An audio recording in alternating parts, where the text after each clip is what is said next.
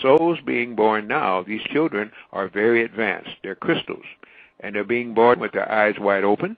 They're being born with erect spines. They're being born communicating with the mother in the womb and communicating with animals and even insects, believe it or not, because there's a field of study showing that bees and things like this do. These children are special. They're the old souls coming back. Up from about 67 to 87, we had what were called indigos being born. Right. The indigos were here to fight or flight. They were part of the ancestors that had been mistreated. They were part of a culture of people who had been into wars and maimed and killed and in other ways separated from their bodies, and they came here to get it on. Well, unfortunately, a group of people I call Dracons, following a group of people I call Illuminati, who want control of the planet and don't want her to progress, they were the ones that saw this forthcoming, so they gave them a war to fight.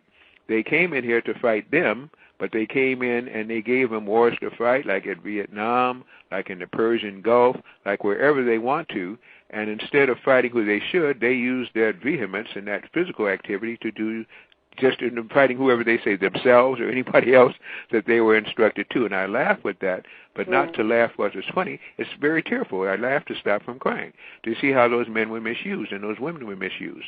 They got depleted uranium in the Persian Gulf. They got Agent Orange, blue, green, and purple, and yellow in those canisters at Vietnam, and they were messed up for life.